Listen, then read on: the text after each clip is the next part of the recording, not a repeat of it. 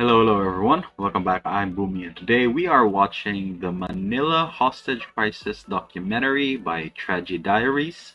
Yes, this one was suggested by Jay Cypher over here. And yeah, quick disclaimer. Even though this story is about a tragedy in Manila, even though I am Filipino, I just want to let you know that I have no idea what this is. I don't even know if this is relatively recent, but yeah, I know it's been a while since I watched TV, and even then I don't usually follow like local news. So to be honest, I'm more up to date about the Ukrainian crisis than anything what's going on in my own country. So yeah. Also, the channel is at least for like the three videos that Treasure Diary has. It seems like it's Philippine focused. So yeah, this should be interesting. It would be good to know more about what's going on. Well, in my own country for one. But yeah, I'm gonna go into this completely blind. So yeah, hope this is good. So remember, if you like my reactions, don't forget to leave a like, let me know your thoughts on the video down in the comment section below, and consider subscribing. We are trying to get to 1,000 subs this year, so hopefully you guys can help me out with that. Also, don't forget to leave your suggestions of what I should check on next. That being said, let's go ahead and watch the video. Ooh, 3D graphics. This should be good.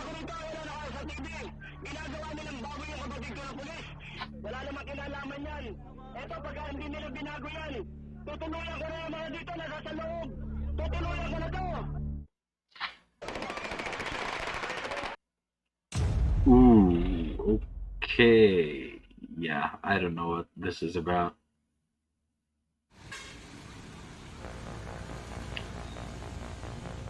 Yeah, even I myself, I've only been to Manila like I would say 3 times in my entire life.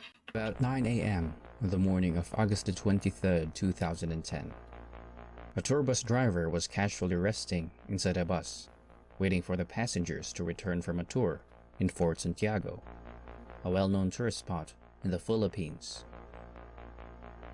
As tourists boarded the bus, a man in a police uniform armed with an M16 and a handgun boarded along with the passengers. And The they man never asked questioned for a this. free ride. This alarmed the driver, Alberto Lubang, and politely declined the man's request. But it was too late. Without warning, the armed man ordered the passengers to follow his instructions and declared them his hostages. That was quick. Aboard the bus are 20 I mean, tourists. it's surprising that he was. I don't know if that was accurate. Go back.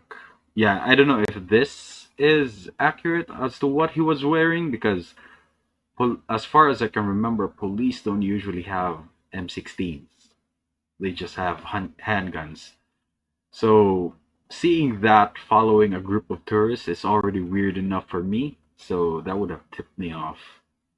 And declared them, Especially if his there are no hostages. other police around. Aboard the bus are 20 tourists from Hong Kong. Again, yeah, I failed to mention these are tourists, so they probably don't know about like the police dress code. So it's not their fault to not be suspicious. 3 Filipino tour guides, the driver, and the hostage taker, 55-year-old Rolando Mendoza. Okay, so he wasn't in like full riot gear, at least from this picture. He was just in the normal like police polo shirt. Mendoza was a former policeman who was fired from service because of an alleged drug violation, stripping That him makes off from sense all why the he has the benefits gear. of retirement, which is only a year away. Ooh, He was known to be diligent, was respected in the police force, that and was sucks. once commended as one of the best policemen in the Philippines. Yeah, I don't know this guy. Following the announcement, Mendoza then instructed the passengers to close all the curtains and told the driver to head to Rizal Park, a famous historical site in the Philippines. At about 10 a.m., The bus arrived and parked in front of Carino Grandstand, one of the main attractions in the area. Mendoza then handcuffed the driver, making sure he will not escape. As word goes out, police quickly arrived to the scene, and the incident instantly caught massive media attention worldwide. These are the catalysts for the horror that's about to unfold. Wow, so this was really a big deal. I'm surprised I never heard of this. I forgot the date they witnessed.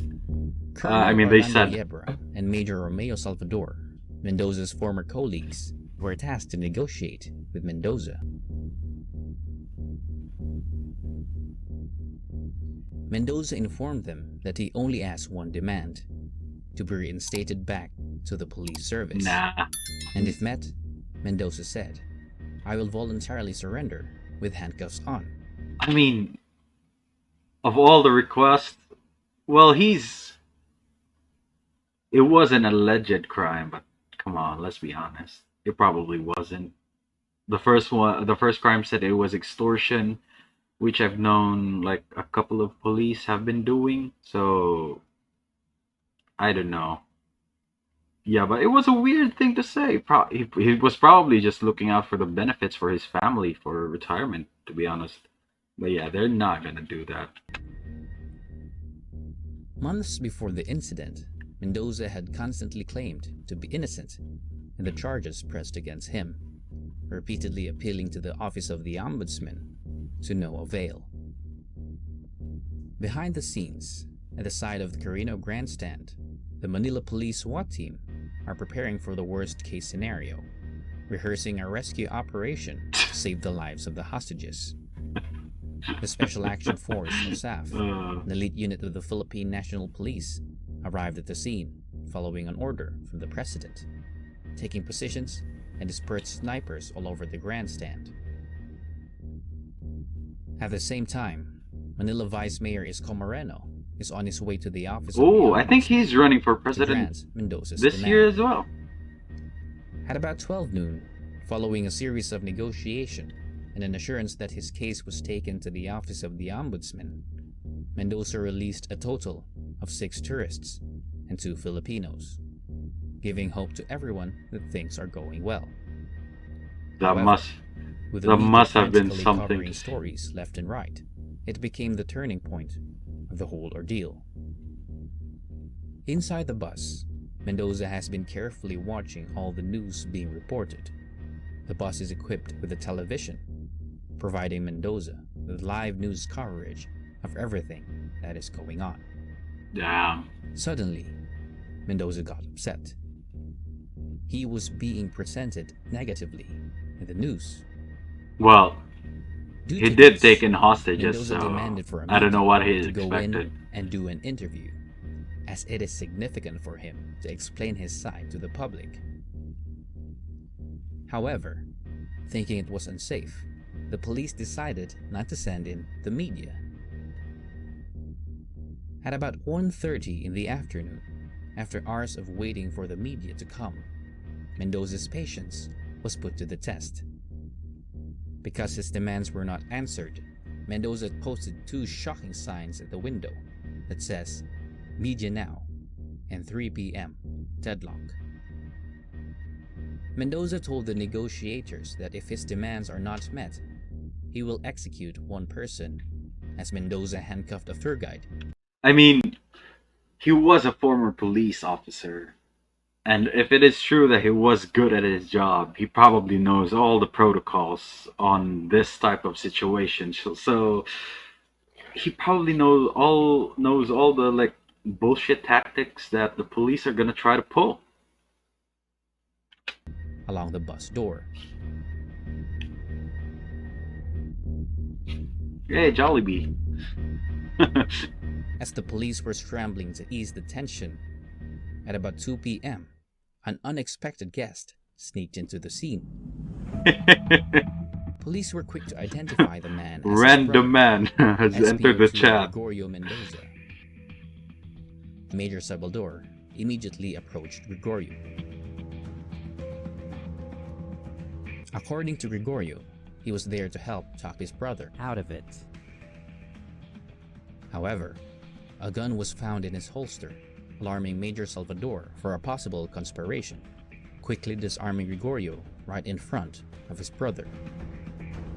I mean, for all we know, he could have went in there to end his brother. We don't know After that. the commotion subsided, the police asked for Gregorio to help them and asked his brother to extend the deadline. Muna ituloy yung 3 p.m. deadlock. Extension tayo. Hindi, wag muna, tol. Ipapaliwanag ko muna sa kanila yung sama ng loob natin pareho. Oh, there we go. So he's basically saying that both of them are unhappy with the situation that like happened to his brother. So yeah, he was not going in to kill his brother. Most likely, he was conspiring. Moments after, at the office of the Ombudsman, Vice Mayor Isko Moreno calls Mendoza and informed him that his case is already taking progress. Unexpectedly, at about 6 p.m., a radio station was able to contact Mendoza and did a live interview. Captain Rolando Mendoza, magandang gabi ho sa inyo. Magandang gabi po. Si Michael Rocas po ito ng RMN. Ano po ang plano ninyo? Kung pabor o hindi sa inyo, yung pong desisyon o yung demand ninyo, ano pong gagawin ninyo? Anong plano ko ninyo? Imposible hindi maging pabor sa akin ang desisyon kasi sa lahat ng papel ay sinasabi na maling-mali ang pangyayari na nangyari sa akin. At the same time, the decision of the Ombudsman arrived at the scene. Immediately, it was handed to Mendoza by the negotiators and Mendoza's brother, Gregorio. Unfortunately, Mendoza did not like what the letter says. Yeah, he was denied. Pwede po ba nating basahin sa ere yung pong nilalaman ng pong sulat sa inyo ng Ombudsman? Yes sir, Captain Mendoza. As per our conversation this afternoon, I hereby confirm that I shall personally review your case. I hope that you will take my word. For that, I thank you for understanding my position as I completely understand yours. Delaying tactics. Yeah, delaying tactics. Walang kwenta yung sulat na yan, yung binasa ko yan, walang kwenta yan para sa akin. Ang mas gusto ko pa dyan, sinabi niya, dismiss ka talaga, mas maganda pa. Malamang may mangyayari masama dito sa loob ng bus. Damn. After Mendoza's outrage, the negotiators tried to calm him down by proposing a solution. Colonel Yebra told Mendoza that he will convince his boss to issue an order to suspend the implementation of the penalty. Surprisingly, Mendoza accepted the proposal. However, Colonel Yebra's superiors, Mayor Lim and Ground Commander General Magtibay, failed to reach an agreement to suspend the implementation. The said superiors then decided to discuss the matter at a restaurant nearby. Back at the grandstand, Convenient, of course they would go out to eat. for the best live coverage, revealing critical information on air, including the existence Damn, when was this? of the snipers. Inside the bus, Mendoza sees everything. May pakiusap po kayo sa mga polis na lalo-lalo na doon sa mga sniper. Ay, yung mga sniper, pag hindi sila nagsiyali sa kanilang pwesto, ay sasampulan ko sila, i-sniping ko kamo nila sa pintuan. At the same time, hidden from the crowd, the police are trying to arrest Gregorio Mendoza. Why? The media were then quick to respond, pointing their cameras to Mendoza's distressed brother. Oh no, and he saw this. But why? Earlier, after the negotiation between Colonel Yebra and Mendoza, as they were about to leave, Mendoza asked a chilling question. Did they already return his brother's firearm? To which Yebra lyingly answered, yes. But Gregorio revealed that it was not yet returned, and it enraged Mendoza. Hindi sinungaling pala si Colonel Yebra. O kaya hindi ko na siya pwedeng kausapin kasi sinungaling siya. Ooh. Back at the Now scene, this is turning out to be a trying bigger to arrest conspiracy. Gregorio for bringing a firearm to a hostage scene, conspiring, and for disrupting negotiation. Meanwhile, inside the bus, Mendoza's temper reached its peak.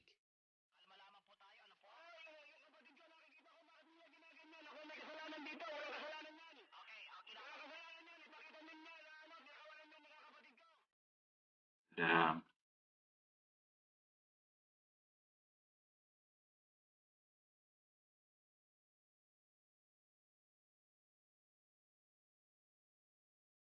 Ginagawa nilang bago yung kapatid ko ng pulis.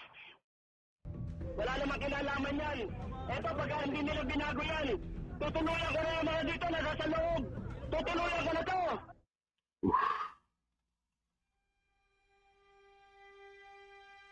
I really don't know how they resolve this.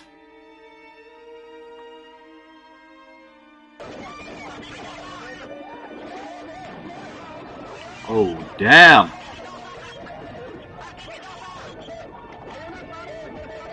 Did it really kill everyone?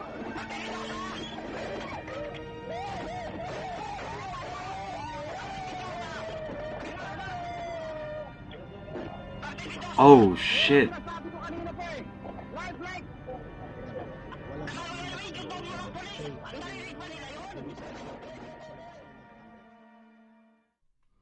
At the driver's seat, Wow. driver Alberto Lubang is struggling to escape from the handcuff. Nah, dude. If I were you, just don't move. Miraculously, he was able to escape. Oh. Philippine equipment. Ah, good for you, buddy. Good for you.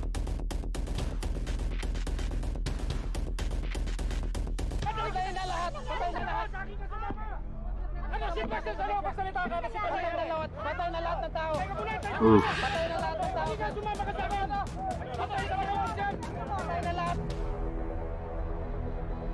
Assuming everyone inside the bus are dead, the Special Action Force are already waiting for the order to conduct an assault.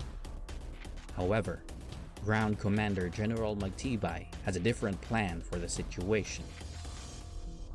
Surprisingly, General Magtibay orders not the SAF, but the Manila Police SWAT team to conduct the operation. This surprised even the SWAT, considering they lack equipment, and the SAF were more suitable for the job. With the order Interesting. received, the SWAT then enters the scene. This probably turned into a fuckfest. Even more than it is.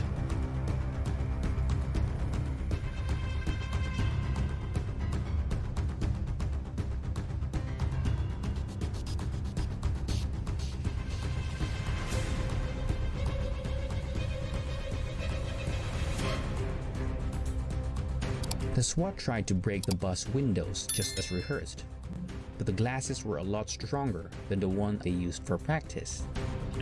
Don't they have one of those clicker things that could break an entire window in case of emergency?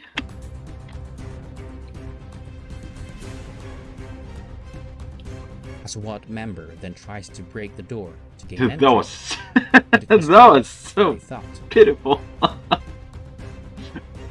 Inside the bus, Mendoza sees their every move. Yeah, and thanks tries to the fight. news coverage. With the whole world watching, the SWAT tries another plan. They tie the door to a police mobile to break it open. But along the way, the rope snapped. Of course it did. I mean, that was After broken the series of glass. failed plans and the overwhelming pressure of the situation, the SWAT finally accepted suggestions from the media. From the media. The plan is to use the bus's emergency exit for entrance, which the SWAT then put into action. The SWAT entered. As the SWAT member scans the bus, Mendoza opens fire. I mean, I'm sorry. It's just funny to look to look Most of at the the bullets reactions missed of the that. SWAT member, with only one bullet hitting his helmet. I mean, they have a riot shield for a reason. After none of the plans worked, an order was received from a new I'm sorry. I'm sorry. It was I'm sorry, everyone. This is not a laughing matter, and I shouldn't laugh at it. But the execution just is just funny. to let the Special Action Force take over the situation. Finally. As the SAF took over, a plan was quickly formulated. It was to force Mendoza out into the open and let the snipers get a clean shot. To do this, a tear gas was thrown at the rear of the bus. Finally, something. Tear gas or a flashbang could have worked, but I don't think we have flashbangs, so yeah, tear gas would do.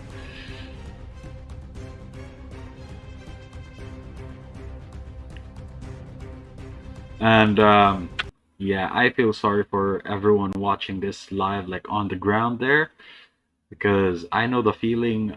I know what it's like to be tear gassed, and yeah, they probably felt the same thing. I don't think a lot of them expected to bring like gas masks into this. The tear gas chokes Mendoza and forces him to retreat in front of the bus. Meanwhile, the snipers scattered throughout the grandstand then notices small movements inside the bus, gradually gaining visibility with every step of the perpetrator. As Mendoza reaches the This is front, well animated. a sniper took aim Pop. and fired. One shot. Clean shot.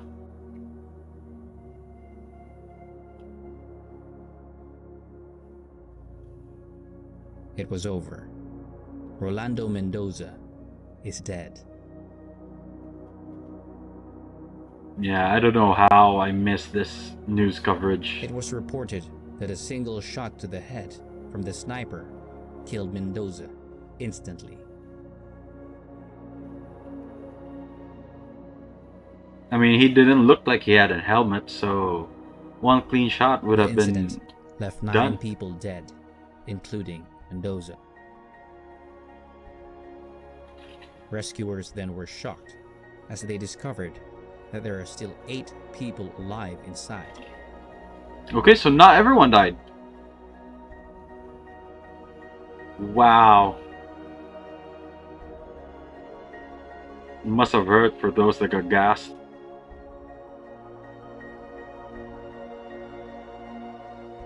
And those A number Hong of Kong residents questions are not still coming back asked to the by many Philippines. up to this day. Will the outcome be different if the official listened to his demands?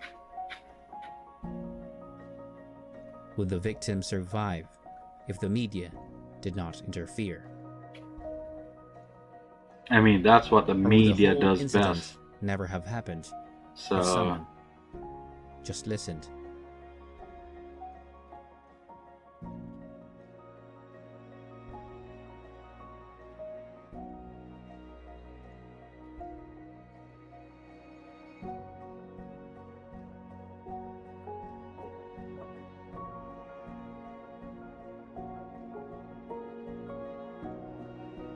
wait, what? Corrupt people at its finest. Shame.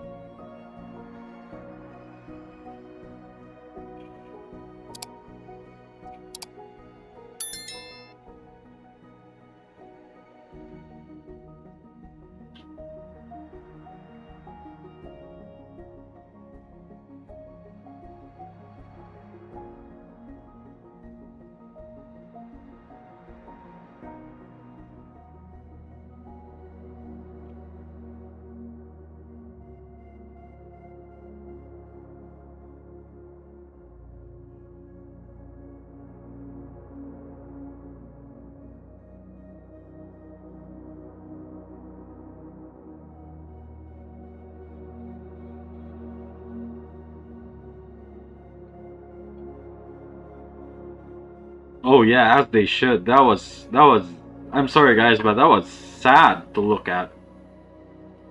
I know, I mean, I know I'm not a police officer. I don't know what it feels like to be there, but they're SWAT, for God's sake. They train a lot of their time for a situation like this. Yeah, for the amount of training that what I presume they've done. That was a pretty poor display.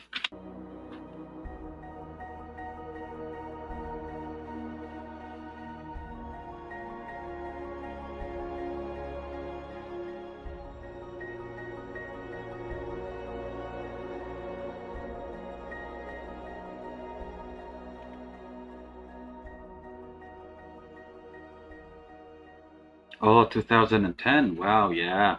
I was in high school then, so no, I was not paying any attention to any of the news back then. But I think it's done, yeah? Alright. That was a really good video. I really did not know anything about this hostage crisis. Yeah, like he said, it strained relationship between the Philippines and China, and I don't know if we're back on good terms now with the recent events in mind. So yeah, but as far as the video goes, that was really good. I really like the animation. Yeah, it was very detailed. It's just sad that it had to come to that. I mean, I don't know.